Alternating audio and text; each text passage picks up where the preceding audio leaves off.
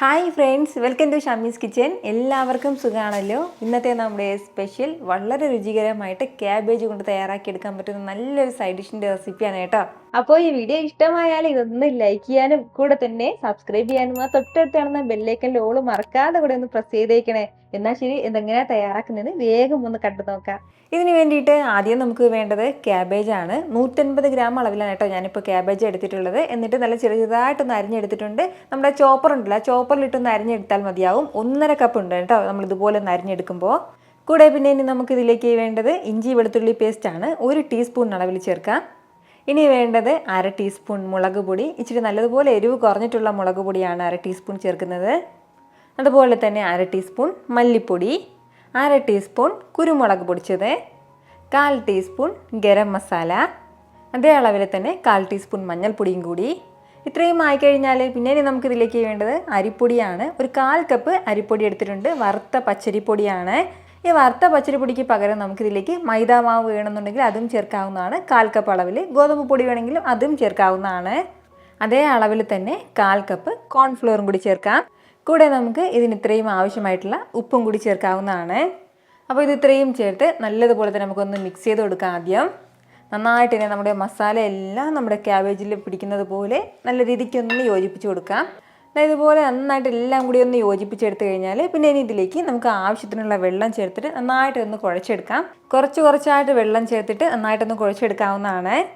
നല്ല രീതിക്ക് ഇത് ഇതുപോലെ ഒന്ന് കുഴച്ചെടുത്തിട്ടുണ്ട്. ഇതുപോലെ വേണം കേട്ടോ നമ്മുടെ ഈ മിക്സ് ഉണ്ടാകാനായിട്ട്. ഒരുപാട് വെള്ളം ആകണ്ട, തീരെ ലൂസായി പോവുകയും വേണ്ട. ഇനി ഇതിലേക്ക് ഒരു അല്പം കറിവേപ്പിലയും കൂടി ചെറുതായിട്ടൊന്ന് അരിഞ്ഞ് ചേർക്കാം.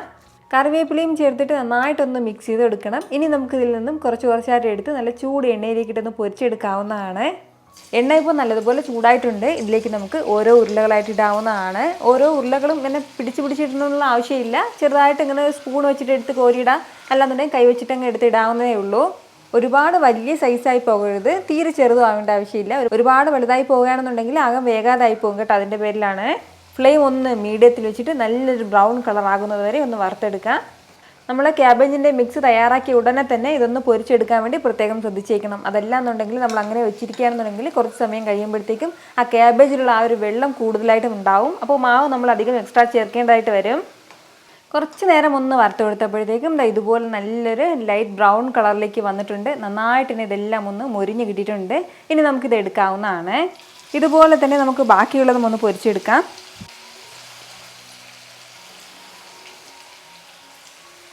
ഈ ഒരു രീതിക്ക് എല്ലാം ഞാനൊന്ന് ഫ്രൈ ചെയ്ത് എടുത്തിട്ടുണ്ട്. നമുക്കൊരു സ്നാക്സ് ആയിട്ട് ഈവനിങ്ങിനൊരു സ്നാക്സ് ആയിട്ട് നമുക്ക് കഴിക്കണം എന്നുണ്ടെങ്കിൽ ഇങ്ങനെ തന്നെ നമുക്കിത് കഴിക്കാവുന്നതാണ്. വളരെ രുചികരമായിട്ടാണ് ഇത് കിട്ടുന്നത്. അതല്ല ഒരു ഗ്രേവി ആയിട്ടാണ് നമുക്ക് വേണ്ടതെങ്കിൽ ഇനി ചെയ്യേണ്ടത്, ഇനി ഒരു കടായി ചൂടാക്കാൻ വെച്ചിട്ട് അതിലേക്ക് ഒരു അല്പം എണ്ണ ചേർത്ത് കൊടുക്കാം. നമ്മൾ നേരത്തെ ഫ്രൈ ചെയ്തെടുത്തതിൻ്റെ ആ ഒരു ബാക്കി എണ്ണ തന്നെ ഇതിലേക്ക് ചേർക്കാവുന്നതാണ്. എണ്ണ ഒന്ന് ചൂടായി കഴിയുമ്പോൾ പിന്നെ ഇതിലേക്ക് വേണ്ടത് വെളുത്തുള്ളി അല്ലിയാണ്. ഒരു 4 വെളുത്തുള്ളി അല്ലി ചെറുതായിട്ടൊന്ന് അരിഞ്ഞ് ചേർക്കാം. കൂടെ മീഡിയം സൈസ് സവാളയിൽ ഒരു സവാള ചെറുതായിട്ടൊന്ന് അരിഞ്ഞെടുത്തിട്ടുണ്ട്, അതും കൂടി. അപ്പോൾ ഇത് രണ്ടും കൂടി ചേർത്ത് നന്നായിട്ടൊന്ന് വഴറ്റിയെടുക്കാവുന്നതാണ്. സവാളയിൽ നന്നായിട്ടൊന്ന് വഴണ്ട് കിട്ടട്ടെ. ഫ്ലെയിം മീഡിയത്തിൽ തന്നെ വെച്ചിരിക്കാം. ഒരല്പം നേരം കൊണ്ട് തന്നെ നമ്മുടെ ഉള്ളിയെല്ലാം നല്ല രീതിക്കൊന്ന് വഴണ്ട് കിട്ടിയിട്ടുണ്ട്. ഇത്രയും ആയിക്കഴിഞ്ഞാൽ ഇനി വേണ്ടത് അത്യാവശ്യം വലിയ സൈസിൽ ഒരു തക്കാളി ഒന്ന് മിക്സിയുടെ ജാറിലേക്ക് മാറ്റി അത് നന്നായിട്ടൊന്ന് പേസ്റ്റ് പോലെ അരച്ചെടുത്തിട്ടുണ്ട്, അത് ചേർക്കുകയാണ്. ഇത് നന്നായിട്ടൊന്ന് യോജിപ്പിച്ച് കൊടുക്കാം. ഇതുപോലെ ഒന്ന് മിക്സ് ചെയ്ത് കൊടുത്തിട്ട് പിന്നെ ഇതിലേക്ക് ചേർക്കേണ്ടത് 1/2 ടീസ്പൂൺ മുളക് പൊടി ചേർക്കുകയാണ്. ഈ മുളക് പൊടിക്ക് പകരം നമ്മുടെ കയ്യിൽ റെഡ് ചില്ലി സോസ് ഉണ്ടെങ്കിൽ അതും ചേർക്കാം. കൂടെ തന്നെ 1/2 ടീസ്പൂൺ സോയ സോസും കൂടി. സോയ സോസ് ഇല്ലയെന്നുണ്ടെങ്കിൽ നമുക്കിത് സ്കിപ്പ് ചെയ്യാവുന്നതേ ഉള്ളൂ. ഇതെല്ലാം കൂടി നല്ല രീതിക്ക് ഒന്ന് യോജിപ്പിച്ച് കൊടുക്കാം. നന്നായിട്ട് ഇതൊന്ന് ചൂടായി തിളച്ച് വരട്ടെ. നന്നായിട്ട് ഇതുപോലെ ഒന്ന് ചൂടായി വരുമ്പോഴത്തേക്കും പിന്നെ ഇതിലേക്ക് വേണ്ടത് 1 ടീസ്പൂൺ കോൺഫ്ലോറിലേക്ക് 1 കപ്പ് വെള്ളം ചേർത്ത് അത് മിക്സ് ചെയ്ത് ചേർക്കുകയാണ്. ഗ്രേവിക്കും ആവശ്യമായിട്ട് ഒരു പിഞ്ച് അളവിൽ മാത്രം ഉപ്പും കൂടി ചേർക്കാം. ഇനി ഇതിലേക്ക് ഒരു 1/2 ടീസ്പൂൺ പഞ്ചസാരയും കൂടി ചേർക്കുകയാണ്. നമ്മൾ ഈ പഞ്ചസാര ചേർക്കുന്ന സമയത്ത് നമ്മുടെ ഈ ഗ്രേവിയിലെ മസാലയുടെ ആ സോസിൻ്റെയൊക്കെ ടേസ്റ്റ് നന്നായിട്ടൊന്ന് ബാലൻസ് ചെയ്ത് കിട്ടും കേട്ടോ. അതിന് വേണ്ടിയിട്ടാണ്. ഇപ്പോൾ നമ്മുടെ ഈ ഗ്രേവി നന്നായിട്ട് തന്നെ ഒന്ന് തിളച്ച് തുടങ്ങിയിട്ടുണ്ട്. ഇതുപോലെ തിളച്ച് കഴിയുമ്പോഴത്തേക്കും നമ്മൾ ഫ്രൈ ചെയ്ത് വെച്ചിരിക്കുന്ന നമ്മുടെ ക്യാബേജ് ഇതിലേക്ക് ചേർക്കാം. ക്യാബേജിൻ്റെ മിക്സും ചേർത്തിട്ട് എല്ലാം കൂടി ഒന്ന് യോജിപ്പിച്ചെടുക്കണം.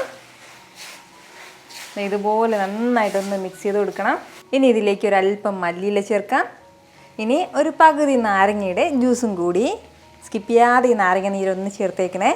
നാരങ്ങ നീരും ചേർത്തിട്ട് എല്ലാം കൂടി ഒന്ന് യോജിപ്പിച്ചെടുക്കണം. എന്നിട്ട് നല്ല ചൂടോട് കൂടിയിട്ട് തന്നെ നമുക്കിതൊന്ന് സെർവ് ചെയ്യാവുന്നതാണ്. ചൂടോട് കൂടി സെർവ് ചെയ്യുമ്പോഴത്തേക്കും ഇതെല്ലാം നല്ല ക്രിസ്പി ആയിട്ട് ഉണ്ടാകും കേട്ടോ. തണുത്ത് കഴിഞ്ഞാൽ കുറച്ച് സോഫ്റ്റ് ആയിട്ട് ഉണ്ടാകും, അത്രയും മാത്രമേ ഉള്ളൂ. ആ ടേസ്റ്റിനൊന്നും വ്യത്യാസം ഉണ്ടാവില്ല.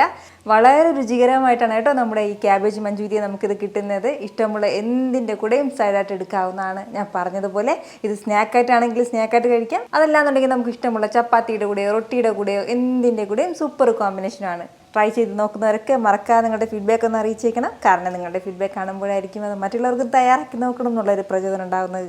ഇത്ര എളുപ്പത്തിലും രുചികരമായിട്ടാണല്ലേ നമ്മൾ തയ്യാറാക്കി എടുത്തിട്ടുള്ളത്. അപ്പോൾ ഇത് ഇഷ്ടമായാൽ ഇതൊന്ന് ലൈക്ക് ചെയ്യാനും കൂടെ തന്നെ നിങ്ങളുടെ ഫ്രണ്ട്സിനും ഫാമിലിക്കും എല്ലാവർക്കും ഇതൊന്ന് ഷെയർ കൂടി ചെയ്ത് കൊടുത്തേക്കണം. ഇതുപോലുള്ള റെസിപ്പിക്ക് വേണ്ടിയിട്ട് നമ്മുടെ ഷാമീസ് കിച്ചൻ ചാനൽ ഫോളോ ചെയ്യാനും സബ്സ്ക്രൈബ് ചെയ്യാനൊന്നും ആരും മറക്കരുത്. വീണ്ടും നല്ലൊരു ഷാർ വീഡിയോ ആയിട്ട് നാളെ കാണാം. അതുവരേക്കും എല്ലാവരും ഹാപ്പി ആയിട്ടിരിക്കുക, സന്തോഷമായിട്ടിരിക്കുക, എല്ലാവരും സേഫ് ആയിട്ടിരിക്കണം. Take care friends. ടാറ്റാ.